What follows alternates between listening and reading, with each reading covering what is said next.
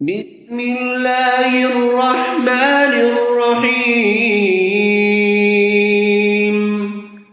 يسألونك عن الأهلة قل هي مواقيت للناس والحج وليس البر بأن تأتوا البيوت من ظهورها ولكن البر من اتقى وأتوا البيوت من أبوابها واتقوا الله لعلكم تفلحون.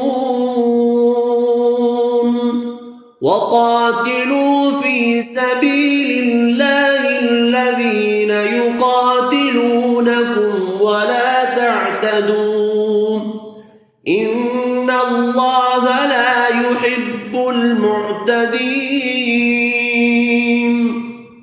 واقتلوهم حيث ثقفتموهم وأخرجوهم من حيث أخرجوكم والفتنة أشد من القتل ولا تقاتلوهم عند المسجد الحرام حتى يقاتلوكم فيه فإن قاتلوكم فاقتلوهم كذلك جزاء الكافرين. فإن انتهوا فإن الله غفور رحيم. وقاتلوهم حتى لا تكون فتنة ويكون الدين لله فإن انتهوا فلا عدوان إلا على الظالمين. الشهر الحرام بالشهر الحرام والحرمات قصاص فمن اعتدى عليكم فاعتدوا عليه بمثل ما اعتدى عليكم واتقوا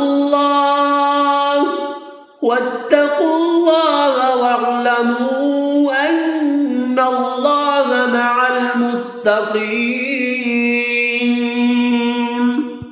وأنفقوا في سبيل الله ولا تلقوا بأيديكم إلى التهلكة وأحسنوا إن الله يحب المحسنين.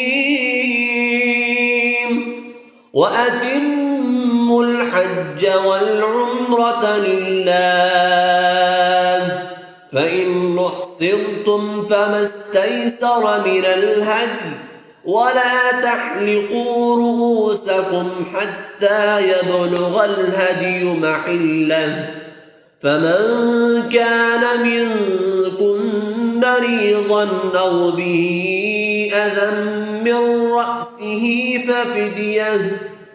ففدية من صيام أو صدقة أو نسك فإذا أمنتم فمن تمتع بالعمرة إلى الحج فما استيسر من الهدي فمن لم يجد فصيام 3 أيام في الحج و7 إذا رجعتم تلك 10 كاملة ذلك لمن لم يكن أهله حاضر المسجد الحرام. واتقوا